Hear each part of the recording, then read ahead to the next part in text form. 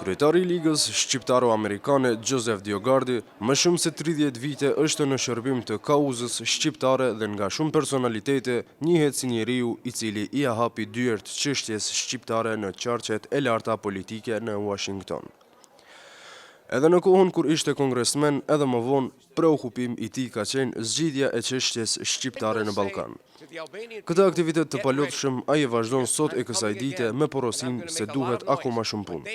Në një intervistë ekskluzive që ekipi i gazetës LAJM dhe LajmTV në New York zhvilloi me Diogardin, ai flet për situatën në Shqipëri, Kosovë, Maqedoni, Maltëzi e Preshevë. Apeli i tij për shqiptarët në Maqedoni është që t'ia bëjnë me dije qeverisë se duhet të jenë plotësisht të barabartë me maqedonasit.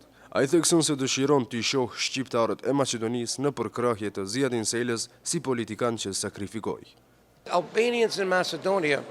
Shqiptarët në Maqedoni nuk po e bëjnë atë që duhet ta bëjnë, të punojnë së bashku, që t'i tregojnë qeverisë slave se duhet të jenë të barabartë.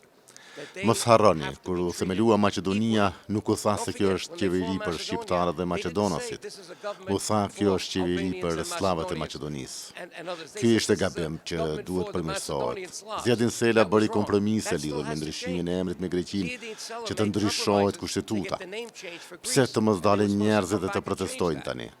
Duhet të protestojnë. Qytetarët duhet të thonë ku janë ndryshimet kushtetuese që u premtuan se ne do të trajtohemi në mënyrë të barabartë si slavët.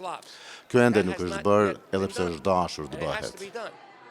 Kemi pasur mbledhje para 2 viteve për Ziadin Selën, madje ja prezantuam në kongres fotografitë se si është rrahur, prandaj duam t'i shohim shqiptarët të organizuar dhe në përkrahje të tij ashtu siç duhet.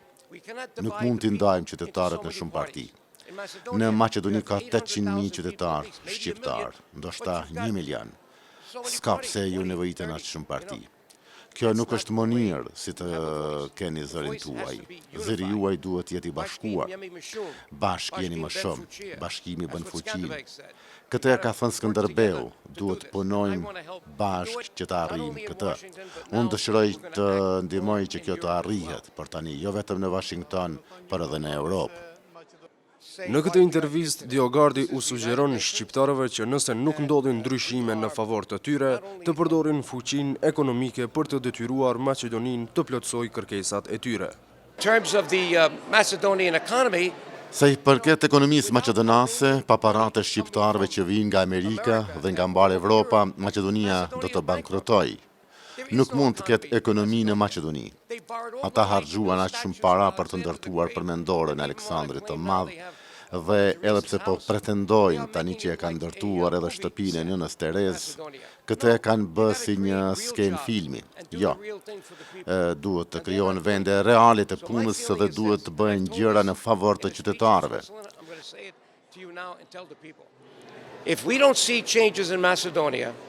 Nëse nuk ndodhin ndryshime në Maqedoni, do t'i këshilloj të gjithë shqiptarët që të mos shpenzojnë më para në Maqedoni, të mos ndërtojnë më shtëpi atje, të mos i reparojnë shtëpitë e tyre. Para që vinë nga Amerika të mos shkojnë në shitoret e slavëve, por vetëm në shitoret që janë të shqiptarëve.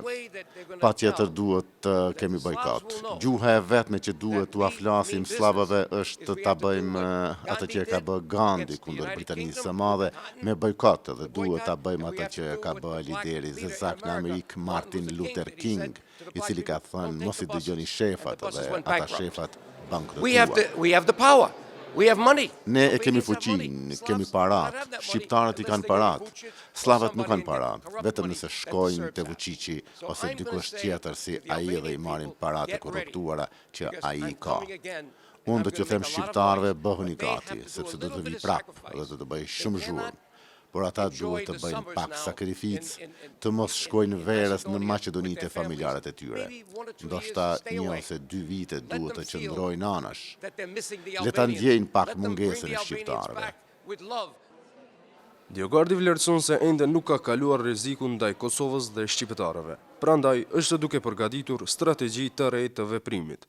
Aktivitetin e vet nga New Yorku dhe Washingtoni do të transferoj edhe në Bruksel, Berlin, Zürich e metropole tjera në Evropë. Si rrezik kryesor që i kanoset shqiptarëve, ai përmend mundësinë për ndarje të Kosovës, të cilin e krahason edhe me rrezikun nga Miloševiqi. The concern I hear from other Albanians. Është qetësim që dëgjoj prej shumë shqiptarëve, a jemi duke lëvizur përpara se jemi duke shkuar mbrapa. Kemi bërë punë të mirë me rrëzimin e Slobodan Miloševiqit. Kur ai erdhi në pushtet, unë isha në Kongres. Mos harroni, unë kam qenë në Kongres në vitin 1985, 86, 87, 88, 89, kur erdhi Miloševiqi dhe ne ishim të gatshëm për të. Mendoj se po të mos ishim aty, atëherë nuk do të ishte Sarajeva e para në radhë. E para në radhë për sulme serbe. Do të ishte Prishtina, sepse Miloševiqi ishte shumë më interesuar për Kosovën. Ne kemi arritur sukses në të kaluarën, por tani duhet jemi të sigurt për të ardhmen. Ajo që po bëjmë ne si lidhje qytetare shqiptare në botë, me bordin ton drejtues dhe me Shirlejn, do të udhtojmë në Zvicër për të takuar shumë shqiptar atje. Disa thonë janë 500.000, disa thonë jo, në Maqedoni ndoshta ka 1 milion shqiptar. Duhet të krijojmë lobi të ri dhe ai lobi të jetë në Europë, sepse Washingtoni është ende i rëndësishëm, por në Europë është Kosova. Atje është Shqipëria, Maqedonia e Veriut, Malizia, Presheva. Për këtë arsye tani duhet jemi eficient, duhet ta tregojmë prezencën tonë dhe ata duhet ta dëgjojnë zërin tonë se çka u nevojitet shqiptarëve. Puna nuk është kryer, duhet ende shumë punë. Neve ende na nevojitet lobi dhe këtë dua ta bëj me të rinj shqiptar. Shqiptar të shkolluar që jetojnë në Tyre, atje do të fillojmë. Ne duhet të përgatitemi e të mbrohemi ashtu siç u mbrojtëm nga Miloševiqi. Duhet të përgatitemi në Evropë që të ruajmë lirinë, pavarësinë e Kosovës që të mos preket asnjë milimetër. Mos harroni se ka disa njerëz që thonë se mund të shkëmbejmë disa pjesë me Preshevën. Jo, nuk mund të shkëmbejmë asgjë. Kosova është shtet ashtu siç është. Nuk ka ndryshim të kufive. Edhe pse janë të ndarë në disa shtete dhe nuk mund të ketë ndryshim të kufive, Diogardi vlerëson se shqiptarët në Ballkan duhet të veprojnë si një këmbë. Ai kërkon mobilizim të rinisë shqiptare, kurse punësimet partijake që janë karakteristike në Maqedoni i vlerëson si veprim mafios. Ne mbështesim popullin, mbështesim kombin, ne e shohim atë rajon si të një populli. Edhe pse nuk mund të ndryshohen kufet, duhet ti edukojmë të rinj shqiptarë se janë një këmbë, flasin një gjuhë, kanë histori dhe kulturë të njëjtë, prejardhje të njëjtë, të vjetër mira vite. Prandaj duhet të veprojmë si këmbë. Liderët nuk lejojnë këtë mënyrë të veprimit sepse e ndajnë popullin me parti. Nuk krijojnë vende pune që u nevojiten qytetarëve.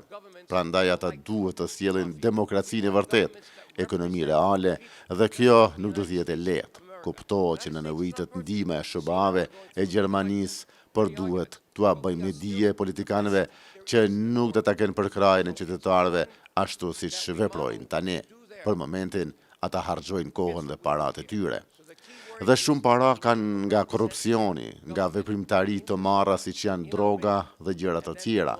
Populli shqiptar ka nevojë për vende reale pune, jo vetëm për disa vende pune nga partitë dhe të gjitha votat e familjes t'i japin për shkak të një vendi pune. Kjo është sikurse mafia. Nuk në nevojitet qeveri që funksionon si mafia. Nevojitet qeveri që përfaqëson popullin, ashtu sikurse në Shtetet e Bashkuara të Amerikës. As SBA-t nuk janë perfekte. E shihni tani, po kalojmë zgjedhje të mëdha, me shumë vërejtje, por ende jemi më të mirë në botë. Fjala kyçe është në nevojitet qeveri përfaqësues në Kosovë, Shqipëri, po ashtu edhe në Maqedoninë e Veriut. Kam kaluar shumë kohë në Maqedoni. Në vitin 1992 u arrestova dhe më dhemb kur e shoh se nuk po bëjnë shumë progres. Gjatë tërë kohës së veprimtarisë së tij në favor të çështjes shqiptare, Xho Diogardi ka pasur mbështetjen e pa rezervë të bashkëshortes së tij, Xho Diogardi. Kjo mbështetje vazhdon sot e kësaj dite. Thank you very much for inviting me. I met Xho Diogardi at the end of 1994. When he met me, I was the publisher of Lawrence Hill Books, and I was publishing the first book opposing Milošević from people inside the former Yugoslavia, most of whom were journalists. And they were from Macedonia, Serbia, Montenegro, Albania, but there was no one from Kosovo at all. And in fact, come to think of it, there were no Albanians in the book at the time that Xho arrived, and he said, "Xho, surely you have to do something about this." And I said, "I'm sorry, but my senior people in my organization are worried about the amount of time and money I am spending on this translation from different languages, and my goal is to oppose Milosevic." It was a book that became Yugoslavia's ethnic nightmare. And he said, "Oh, no, wait. I'll help raise the money." And we were able to do that, and we integrated some material about Kosovo. Why was I doing this book? Because when I was 10 years old, Adolf Eichmann was finally brought to Israel and put on trial. Suddenly, everything that happened during the Holocaust was available, information throughout the world. I was 10 years old, and I saw the tragedy in Auschwitz. And I made the decision that my grandparents' generation did not stop the Nazis. Now, in my generation, I was going to stop the rise of Slobodan Milosevic. I knew that he would eventually spread throughout the world. So I began it with the book. I began it with Xho Diogardi, who by then was, of course, had been running the Albanian American Civic League for, 5 years by the time I became involved. I'm the person who ultimately did many, many things, including writing the legislation that would bring independence to Kosovo. I'm glad we're here today because we are at the UN in New York City. And we were here, as you know, because this is the time when, everyone is going back to the days when the Holocaust occurred. It's an international day, right? It's international in scope, and it happens every year, but this one is very special. So I thought it was very interesting that we have the Albanians' rescue of Jews during the Holocaust, because once I became involved with Xho Diogardi, and once I became involved with the organization, I discovered something very important, and that is everybody who managed to find their way into Albanian lands were saved. All Albanians took care of the Jews who are trying to save their lives. It's the only group anywhere in the world that can say that. Intervistën me çiftin Diogardi LajmTV e ka zhvilluar në ndërtesën e Kombeve të Bashkuara në New York, në ditën e përkujtimit të Holokaustit. Prandaj ish kongresmeni nuk harron pa e përmendur kontributin e shqiptarëve për shpëtimin e hebrejve. Today we had the Holocaust Memorial. Gjendemi në ndërtesën e Kombeve të Bashkuara dhe sot përkujtojmë Holokaustin. Kjo është me rëndësi për shkak se ka pasur lidhje të fuqishme mes popullit hebrej dhe popullit shqiptar. Unë jam i lidhur me këtë çështje sepse kur shkova të takoj Ramizalin në vitin 1990, e kuptova se si shqiptarët kanë shpëtuar shumë hebrej. Në fillim kemi menduar që kjo ka ndodhur vetëm në Shqipëri, por më vonë kuptova që kanë ndihmuar të gjithë shqiptarët në Kosovë, duke I transferuar nga Jugosllavia në Shqipëri. Në Maqedoni dhe Maltezi po ashtu mund të gjeni familje shqiptare që kanë shpëtuar hebrej. Shqiptarët janë tolerantë. Është me rëndësi që mbar bota ta kuptoj këtë. Pse ka pasur gjenocid? Sepse njerëzit nuk respektojnë të drejtat e njeriut dhe nuk janë tolerantë. Shqiptarët I kanë treguar botës se kush janë, me mënyrën se si I kanë trajtuar hebrejt gjatë luftës së dytë botërore. Kur ata vërtet kanë pasur nevojë për ndihmë, shqiptarët kanë qenë aty.